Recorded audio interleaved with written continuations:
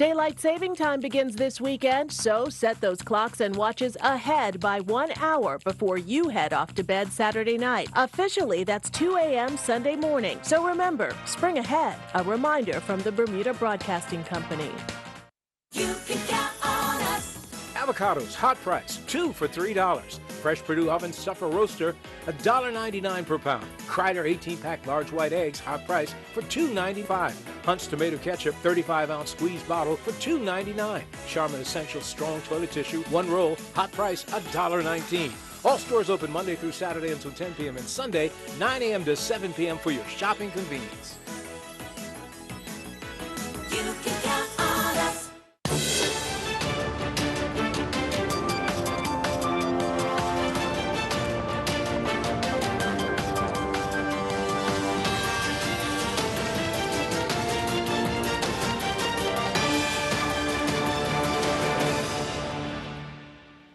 You're watching Bermuda Tonight. It's Thursday, March 7th. I'm Jasmine Patterson, and thanks for joining us. The family of a teen girl whom police say was left for dead at the scene of a road collision tonight seeking closure. 19-year-old Janiyah Simmons was struck in the early hours of July 15, 2018, when a car collided with her on North Shore Road near Flats. Police are pursuing a new line of inquiry and are asking the passengers of that vehicle involved in the death to come forward. Heartbreak. It was clearly felt by the family and friends of 19-year-old Janiyah Simmons today. Media gathered with investigators from the Bermuda Police Service at the very site on North Shore Road where the collision that claimed her life took place. This investigation is not finished. Her life was tragically cut short at 3:30 a.m. on July 15th last year after what police at first stated was a single vehicle collision in which she lost control of the bike she was riding just east of the aquarium. Following queries by our Gary Moreno, just 6 weeks after the crash, police said they were made aware that there were at least 4 occupants in a silver Suzuki APV car possibly connected to the collision. Those individuals, for whatever reason, have not done the honorable thing and have come forward. There are many people walking around with guilty consciences and heavy loads on their hearts. Anyone with information should do the honorable thing and come forward. Suspicions that Ms. Simmons may have been run over by that car confirmed, as she reportedly sustained injuries consistent with that theory. The manner in which Janiyah's life was taken from her was callous. Having had first experience in piecing together this investigation, I cannot see or imagine how one could sleep at night or go on with their daily activities without experiencing the fear of reprimand. It is now time for members of this community who know who they are to speak out. Your silence is being very disrespectful towards the memory of the deceased. It was also alleged the vehicle in question was seen leaving a bar shortly before Ms. Simmons was found in the road. The victim's father, Kingsley Burchell, today gave a heartfelt plea for help. I just want to say, if anyone knows anything, can they please come forward? Because it's ruined my whole family's life, and I don't have too much to say, but can you help us out, please? Thanks. Ms. Simmons and the 2 other female relatives were on their way home from a family event, but sadly did not reach their destination. Janiyah is very much missed by her family and 2 siblings, one of whom was only 15 at the time of her passing. If you have any information, no matter how insignificant, you are encouraged to contact police at 295-0011 or call the Confidential Crime Stoppers hotline on 800-8477. And the statement bears repeating: if you know something, say something. Well, the latest retail sales index has just been published for November of 2018, and it does not contain much good news. It shows the 9th consecutive decline in the index, with the all but one retail sector recording a drop in sales. Try Trot looks at the numbers. The latest retail sales index for November 2018 shows declines recorded in 6 of the 7 retail sectors, fueling speculation that the island's economy may not be on solid ground. The overall volume of retail sales dropped 2.3%. The report shows motor vehicle retailers recorded the largest volume decrease of nearly 23%. This was due to fewer units being sold during the month. In value terms, sales receipts were 10.4% lower when compared to November of 2017. Contrast those figures with retailers of building material stores, the only retail sector to see an increase, which saw a rise in sales activity of 0.9%. In terms of an overall monetary value, retail sales dropped 1.1% to an estimated $94.7 million. Returning residents declared overseas purchases to HM Customs valued at $6 million, which was 6.3% lower than November of 2017. This contributed to a combined local and overseas spending of more than $100 million. Apparel stores on the island were not spared from the losses. Their volume declined 3.6% in November. Meanwhile, the volume of food sales and liquor sales declined 1% and 1.1% respectively. In terms of a value, sales at food stores increased marginally by 0.5%, while liquor sales increased 1.5%. After adjusting for inflation, the volume of fuel sales for service stations declined 0.3% in November. The year-over-year value for fuel sales decreased 1.2%. This was primarily due to the 0.8% drop in the price of fuel. Meanwhile, the government appears to be taking the news on the chin, saying it was aware of the situation, which is due to a host of factors. A spokesperson telling us the decrease in retail sales for 2018 has already been reported in the 2019-20 budget. The statement noted that the total retail sales for 2018 decreased by just over 2%, or $24.7 million, to settle at $1.15 billion. The budget statement, the spokesperson adds, also noted that the value of goods included in the retail sales index does not include the significant amount of goods purchased online by residents that are shipped to the island. The Department of Statistics, government says, will begin including this information as part of their monthly report on retail sales, as currently only goods that come through the airport with returning residents are reported. Declining retail sales can in part be traced back to the fact that over the last year, many families that have mortgages have seen their monthly payments increased, and so they are forced to spend more paying back the bank than eating out or shopping. Another reason for the decline in retail sales can be attributed to the one-off stimulus of the 2017 America's Cup. Retail sales are only one indicator of the economic health of the economy. The spokesperson going on to say that in 2018, many of the other major economic indicators such as employment, air and cruise visitors, construction activity, and international business registrations increased in 2018, indicating some strengthening in the Bermuda economy. Despite these positive signs, the government recognizes there is still work to be done in order to grow our economy, and the 2019-2020 budget statement laid out government's plan to create the conditions to foster economic growth, which will increase jobs, increase income, and raise the standard of living for Bermudians. Tarai Trott reporting for Bermuda Broadcasting News.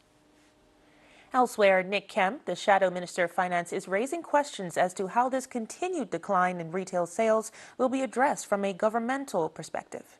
I guess what I would have hoped from the recent budget is that these warning signs were heeded. Instead, we continue to see a lack of a stimulus plan from the government. And despite not having any stimulus in the economy, we saw a budget that made no reductions in government spending and passed on another $39 million in taxation onto Bermuda, which will only serve to cause further stagnation in the local market. Government, though, is suggesting that they predicted or they indicated in the budget that this, in fact, was going to take place, that there will be this decline and that they've put measures in place to deal with it. Well, I think the proof will be in the pudding. Right now, what we've seen is continued slide. Remember, these are November's results, and the effect of more taxes means less money in people's pockets. So I can't see how the recent budget's going to turn around these numbers. Gary Moreno speaking there with Nick Kemp, the Shadow Finance Minister.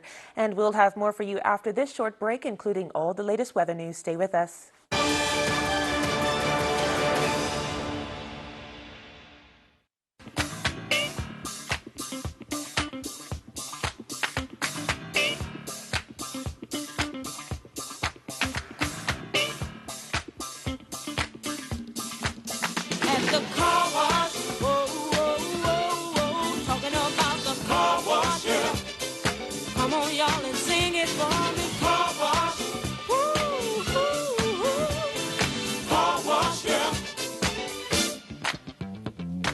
Our Tempur-Pedic gives us the best night's sleep ever. I recommend my Tempur-Pedic to everybody. The most highly recommended bed in America just got better. Introducing the all-new, reinvented Tempur-Pedic. Designed with the most pressure-relieving material we've ever created and superior cool-to-touch technology. It adapts and responds to your body's unique needs throughout the night for your deepest, most rejuvenating sleep. At Furniture Walk, furnishing Bermuda's homes for over 30 years. 12 Harvey Road, Paget, 292-5209. You can count on us. Your choice, peaches, plums, or nectarines, only $2.99 per pound. Fresh USDA bone-in strip steak, $14.99 per pound. Schmidt Italian sliced bread, 20-ounce loaf, hot price $4.39. Scott paper towels, choose a size roll, $2.59. Save $1.60 on Purex liquid laundry detergent, 50-ounce bottle, hot price $4.99. All stores open Monday through Saturday until 10 p.m. and Sunday, 9 a.m. to 7 p.m. for your shopping convenience. You can count on us. At Argus, our interest is you. Each of you. Around here, we know that when two people seem the same, they can have very different insurance needs. For their health, home, work, and future. Which is why we take the time to get to know you as an individual, so we can provide insurance coverage that fits your life. Because after all, our interest is you.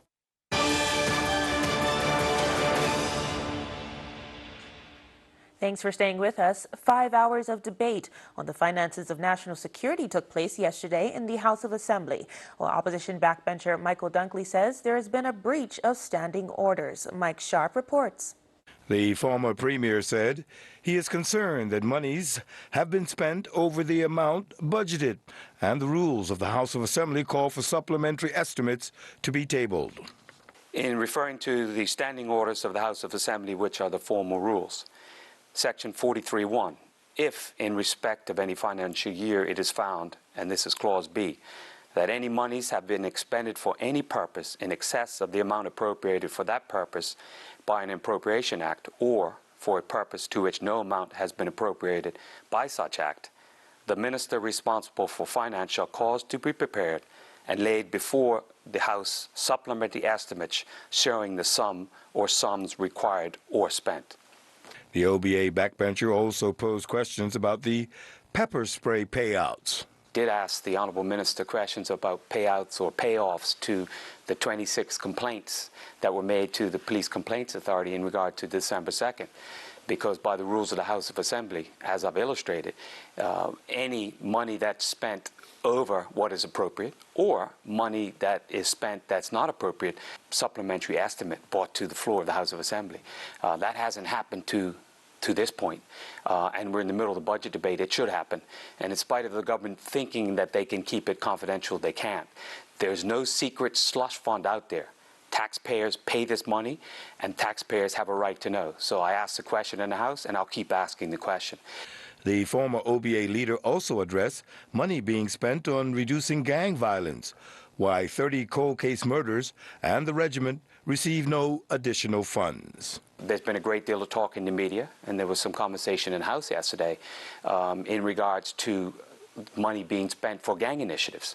And, I found that in looking at the line item for professional services, and that's where typically when you hire consultants or extra initiatives, that's where the money's put.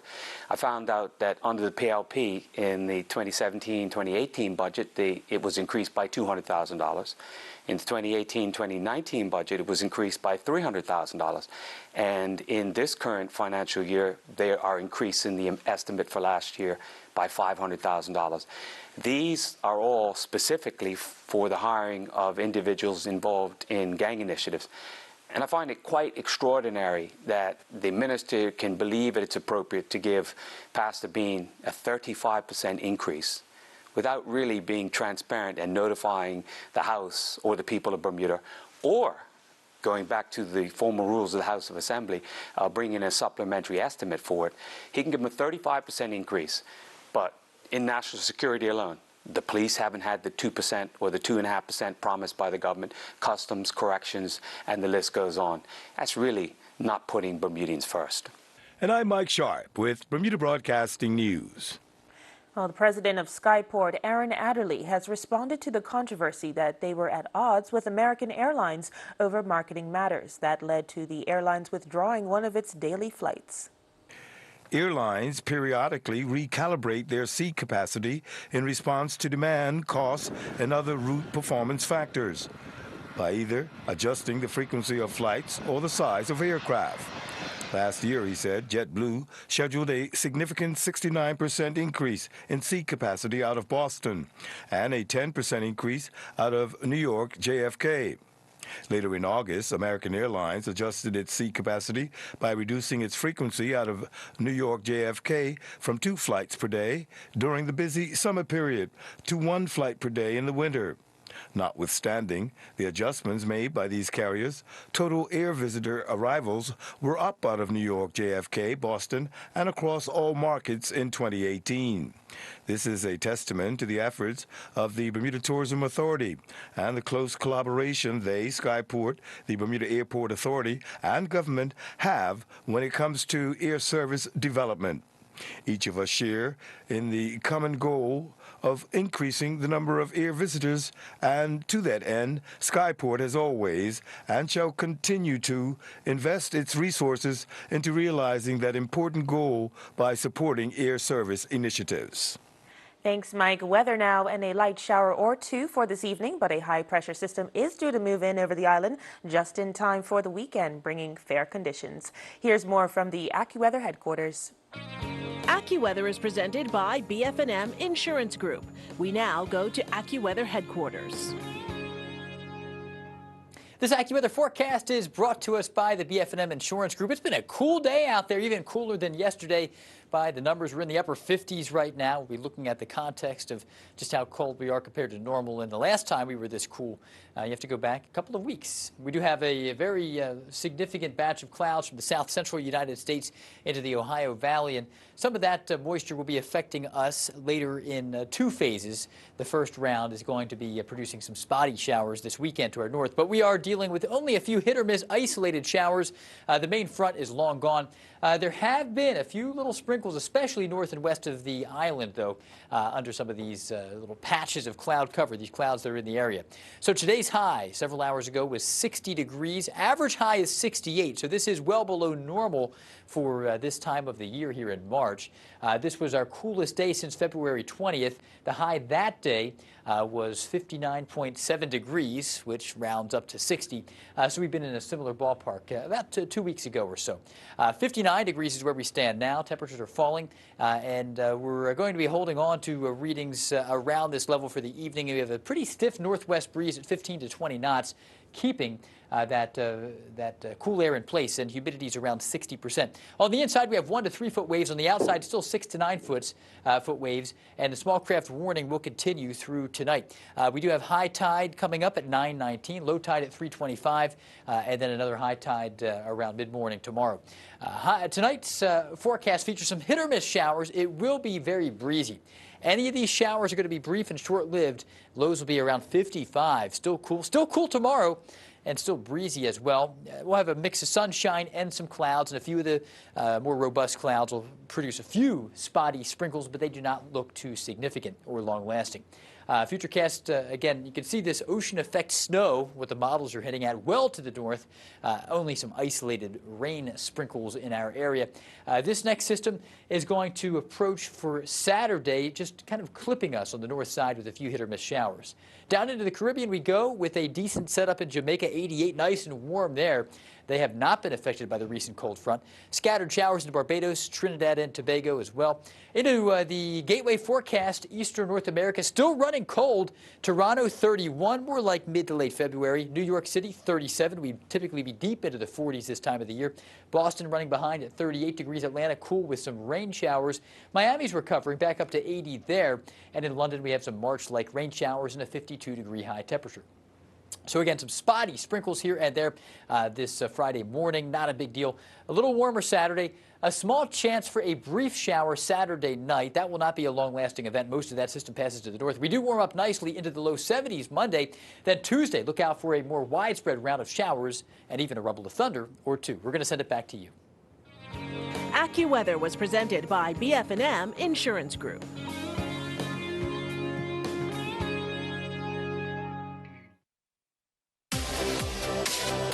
I'm Tony Waterman. Coming up on The Breakdown this week. The longest bull run in U.S. history carries on as markets rebound sharply from a December plunge. We'll explain what's making money for Bermudian investors and the risks which could cause a March reset. Plus, the best performing stock market of 2018 was in the Caribbean.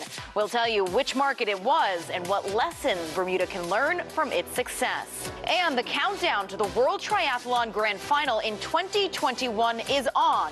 But is Bermuda prepared to welcome the 100 disabled athletes expected to attend? We'll ask Bermuda's premier para-athlete. That's Thursday at 8 p.m. on ZBM TV 9.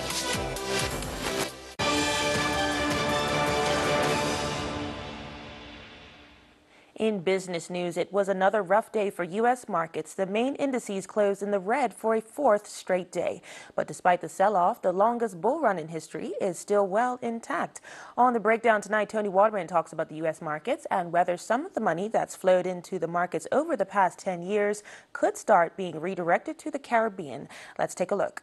Some of the money could find its way into these markets, but that's kind of, I think that's a shot across the bow of the local governments to get with the program. If they want to attract the capital, they should create these policies of sustainability and kind of open their doors to the capital that could be out there. So what specifically do you think needs to be done in Bermuda for that to happen? You have to make it, you have to encourage private sector development. I think that's the key. You can catch that entire interview tonight at 8 p.m. on ZBM TV 9. Still to come, Earl Baston will have all the latest sports news in just a few minutes.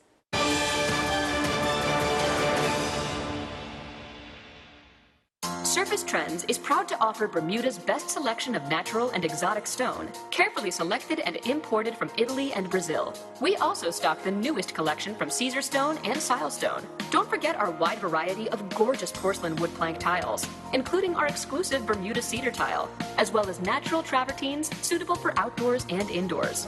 Bathroom and pool tiles are in stock too. Stop by our showroom at 17 Serpentine Road, Monday through Friday from 8 a.m. to 5 p.m. and Saturday from 9 a.m. to 1.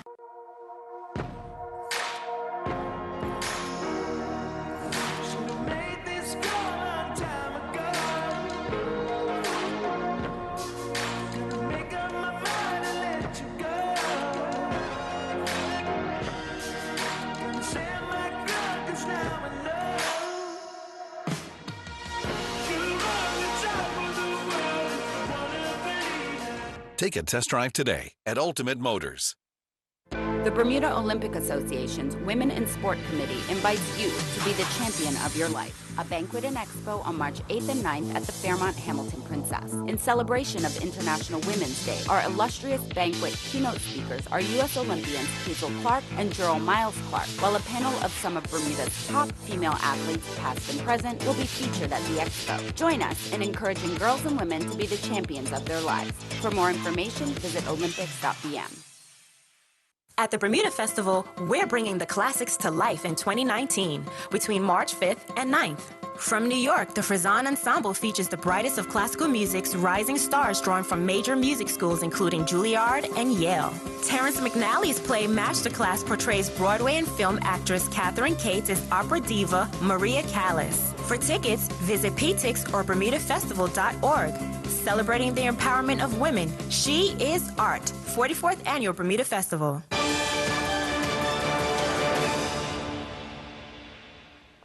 Sport now, and the women's #1 seed suffers an upset as the Bermuda PSA Open continues. A young Bermuda footballer helps his team win the Boodles Cup, and a local umpire rises to the International ICC Development Panel. Earl Basin has the details and more in tonight's Sports Report. Excitement, upsets, and some very, very top-level squash greeted spectators on the second night of the Bermuda Squash Open going on at the Bermuda Squash Rackets Association Club in Devonshire. Bermuda's current professional tour players Noah Brown and Micah Franklin both went out at the quarterfinal stage, while the women's #1 seed Nicole Bunyan from Canada would fall in 5 games to Nazarine Arifin from Malaysia 11-7, 8-11, 9-11, 11-7, 11-3. Men's number 1 seed Chris Beanie from Jamaica defeated Leandro Romagalio from Argentina in straight games 11-9, 11-8, 12-10. Jamie Haycock from England defeated Brown 11-8, 15-13, 11-5, while Nick Xavi from Canada defeated Franklin 11-6, 14-12, 11-6. Diego Richardson and his Royal Russell teammates claimed the Boodles ISFA Cup for a second time after a narrow 2-1 win over Millfield. The final was once again played at the magnificent home of MK Dons. Emerson Carrington has been named to the International Panel of ICC Development Umpires. Carrington, who earlier this year was selected to the ICC America's Regional Umpires Panel along with 4 other Bermuda umpires. This 37-person panel that includes Carrington comes underneath the Emirates International Panel of ICC Umpires.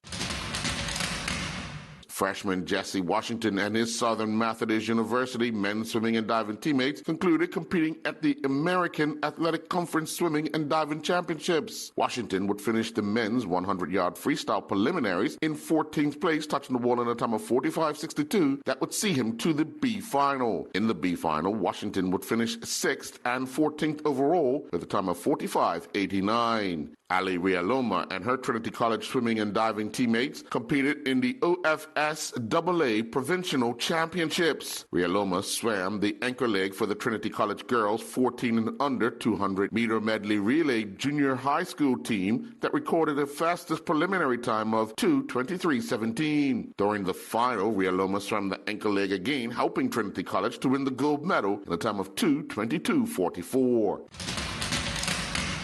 In preparation of the 2019 Carifta Games, the Bermuda National Athletic Association has selected a 14-member team that will travel and compete in an indoor track meet in Maryland this coming weekend. The team includes Amali Othman, Jazari Tolbert, Keturah Beaufort Trott, Sonaray Morris, Taylor Hines, Chase Tanner, Ryan Otterbridge, John Dow Cumberbatch, Kazai Seeley, Nairobi Smith Mills, Sancho Smith, Stephen Dill, Caitlin Bobb, and Zakesha Parsons.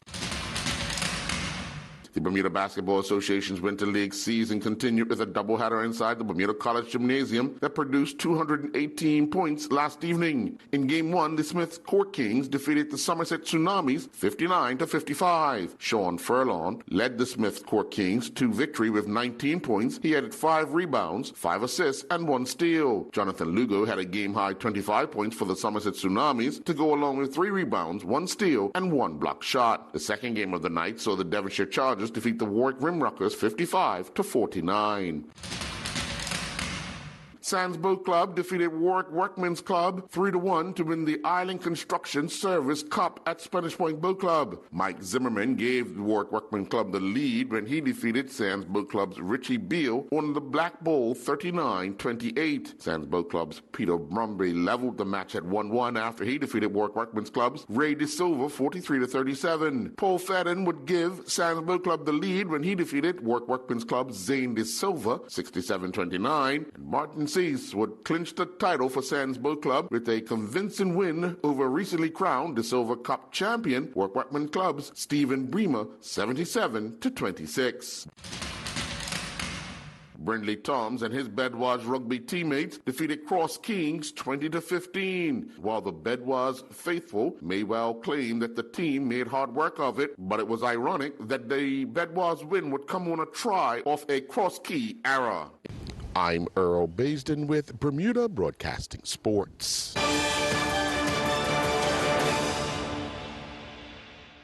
The Marketplace Food Court is you and your family's one-stop shop. Start your day at the Breakfast Bar with omelets made to order and traditional Bermuda codfish breakfast. The chefs will cook lunch and dinner to your liking. Along with the salad bar, sandwich bar, sushi bar, and fruit bar, the Marketplace Food Court is your kitchen away from home. Every day is hassle-free with nutritious meals from the Marketplace Food Court. Visit us 7 days a week. Homemade cooking, quality service, all at prices you can count on. Daylight saving time begins this weekend, so set those clocks and watches ahead by 1 hour before you head off to bed Saturday night. Officially, that's 2 a.m. Sunday morning. So remember, spring ahead. A reminder from the Bermuda Broadcasting Company.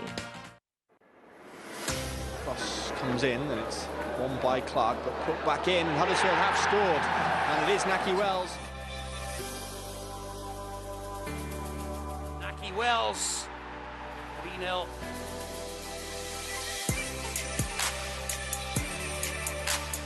Ball into the area, and again, and this time it's turned in by Naki Wells.